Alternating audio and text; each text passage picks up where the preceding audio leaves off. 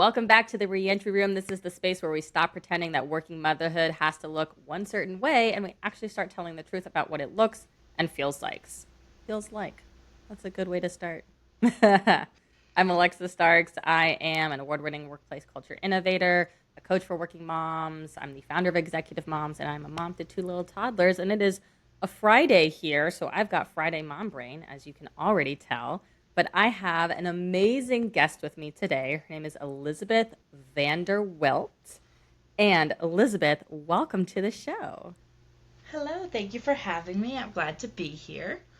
So happy to have you. Okay, now for all of you listeners, it's by the time this comes out, it'll probably be in beginning of January, I think, based on my planning. And I recorded an episode with Elisabeth on her podcast called Womb Talk, all about my birth stories with both my kids and the very two different birth stories that they are. So if you want to hear all the fabulous, slightly graphic, but I think I was pretty mild in the graphicness of it. Oh yeah. As far as birth stories go, I tried to be like, I would call that PG, right? Yeah. That was pretty PG. It was pretty good. But I mean, The thing is, I guess it depends how you see birth as. Like, see, I don't see it as graphic, so I'm like, it's just kind of the part of life a little bit. So I don't know. My level of graphic is totally different than other people's. That's true. That's a good point because you are a doula. So please, for all the listeners, I would love to have you introduce yourself. Tell us a little bit about what you do, who you are, and how amazing you are. Oh, well, thank you. I appreciate the compliment. I will take it as such. So I'm Elisabeth Wilt, as you said. I am a holistic doula and women's health coach, and I live in Canada, in the prairies, which sometimes sucks because it's very cold. Like, we're supposed to get minus 21 Celsius tomorrow, so that's not fun. That's cold. Not fun. But I love all things women's health. I have really been interested since I got my very first period. And I've just, ever since 11 years old, kind of really been in this field without even me knowing that I was going to get into this field. So I help people from fertility all the way to menopause and everything in between, and soon puberty. I'm kind of working on some things behind the scenes in that realm a little bit as well. But I help people virtually, and I help people in my area. So that's just a little bit about me. I love this. I love this. I mean, it's so funny to talk about periods. I don't remember if we got into this. I don't think we did. But when I got my first period, I was 12, and I had no idea what to expect because my mom got hers late, so we hadn't had the chance to have the period talk. So I thought I was dying when I got it at 12 years old. And I'm sure other people have funny period stories. But it was, I'm so glad. I love what you're doing. And I love that you're helping as a doula. I think birth is such a natural thing. And the more we can take ownership of our birth experience and not just default to an in-hospital birth where they're pushing what they want to do on you, the better experience we can have. Is there a cat in the background? Yes, I'm so sorry. I hear it. No need to apologize. I love it. Okay, what's his name? Her name? I have two cats. One of them is Pretzel. She's 3 years old, and then I have Ginger Snap, who's 2 years old, and she's orange, and she really does only have one brain cell. That's so funny. Ugh, I miss having a cat, but two butts to wipe is enough for me. Two poops. The sound never travels, and then you'll hear it sometimes in my YouTube videos. They'll peer they're not sitting anywhere near where I'm filming, and then all of a sudden they appear, and I'm like, I'm recording right now. Like, this has to be right now. They are really famous on the internet. If you see my corner, you'll see them all the time pop up. That's amazing. I love it. Oh, okay, cool. So let's dive into then the meat of this episode. So with our guest interviews, we either do one of two different topics. We do a confession share where you give a big confession, or a what she knows, which is where you give a big life lesson that you've learned, big piece of advice about motherhood or working motherhood or yourself and how other moms can apply it. So which one are we going with today? I decided that we were going to go with the one about I now forgot the two statements you said, but the ladder that you. The ladder, the what she knows. Okay. Yes. Perfect. Let's do it. So what you got for us? I was coming to tell you all that there is a person out there for everyone. And I don't mean this just in relationships. I just mean this with the people that we are around all the time. So when I first started my doula career, I really was like, no one's going to like me. I had a lot of issues with the people in my area that they knew me since I was younger. So if there was a person that was like, oh, I'm looking for a doula, and they mentioned multiple people, then the other people knew that they talked to me. And they're like, oh, no, I have an appointment with this doula. And she's like, oh, well, she's younger. She doesn't really know what she's doing. She hasn't had children.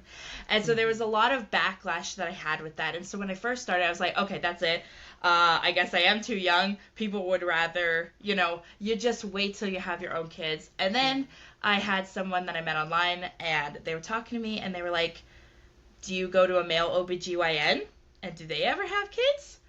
And she was like, don't let people's light bulb BS cut. Yeah, like other people's BS, don't let that stop you. That was more of just, she said, probably a scare tactic to get those people away from me. So then we ended up moving, and everything happened with 2020, as we all know. And when I came here, I finally just decided, you know what? You can do hard things. We're going to go back into it. We're going to really try it. And I had found clients in Ontario that had worked with me, and I found clients here, and it's because I just was me and authentic. And so that's why I kind of give that advice to other people, that I'm like, you could just be your authentic self, and other people, you'll find the people that want you as you.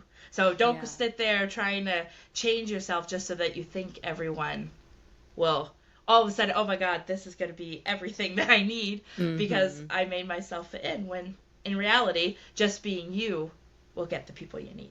So I guess that was where I was going with the whole thing. I love that, Elisabeth. Thank you so much for sharing. I mean, this sounds really like imposter syndrome. Exactly. Right? Where you're just like, who would want to work with me?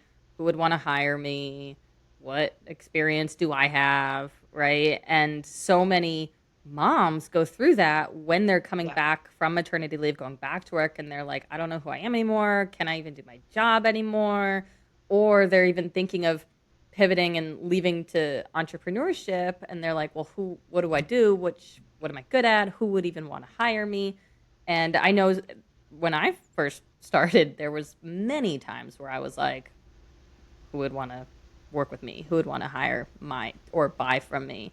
And I know so many people have those similar thoughts. It's just imposter syndrome and rearing its ugly head. So I feel like you experienced imposter syndrome and fought it back and was like, no, of course I can do this. Why wouldn't I be able to? There's male gynecologists, and they haven't given birth either. Absolutely. I was like, what kind of BS? I'm trying to be PG here for you, but no, like, be PG, literally. Be R, like, I'm all good, be raw, be vulnerable. But seriously, like, it's such bullshit that we tell ourselves. It's this big mind fuckery. I'm gonna have to put like explicit content in the Spotify section, I think. I don't know, how many times can you drop an F-bomb? How many times can you drop an F-bomb? I don't know. But yeah, it's our minds twisting it and trying to tell us one thing when in reality we're fully capable of doing whatever it is we want to do. Yeah. And well, like you were saying too about when you go back to work after having a child, like the most interesting thing I found when I started learning my doula stuff is that with birth, they kind of represent it as like you almost left your body to then go collect your baby and come back down into your body. And so I love that visual representation a little bit, because I thought it's, you do become a new person after you have a baby. It's a whole new life. Your life completely is different as you know it. And so you can't just step back to where you were 9-10 months ago to a year, because that person is kind of gone. You're refinding yourself. So there's a lot more when we unpeel the layers behind motherhood of what actually is happening. So, no, I agree with you. It is kind of under the imposter syndrome speech, but I thought I would share that because that was like a very life-changing thing for me, because after that I was like, nobody can tell me what to do, really. I can choose to do whatever I want to do.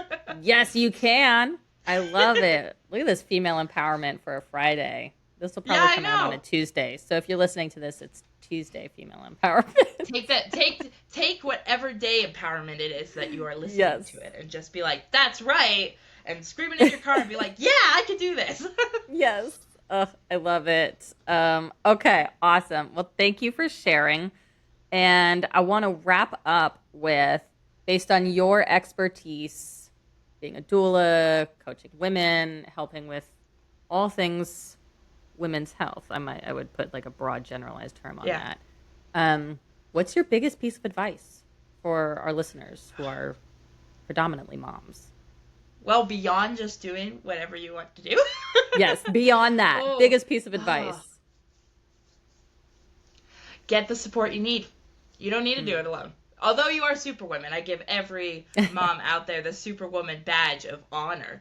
I give it really that, you don't have to do it alone. It's very Mm. hard to ask for help. I completely agree with you. But at the same time, there are people who want to help you, but they don't know when to just come into your life giving you help. Yeah. So you got to ask for it, as hard as it is.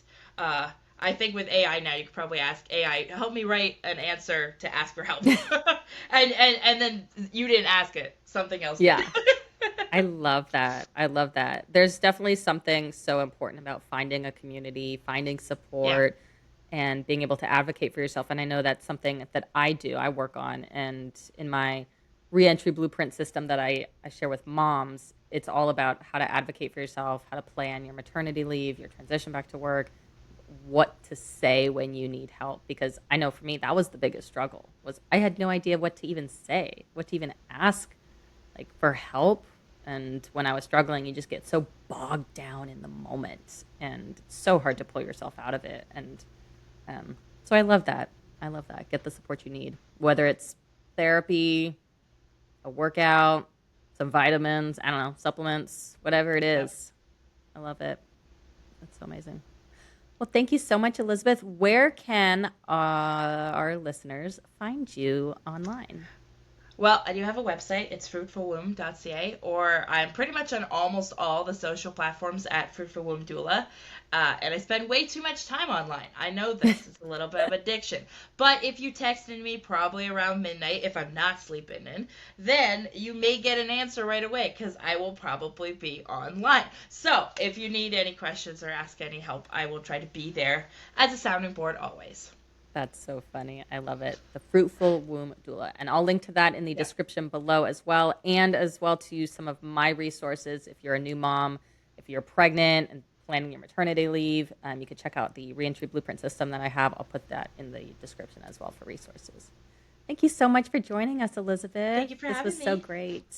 All right. And listeners, if this conversation hit home, please share it with another mom, so that we can get more resources and help to other moms in need.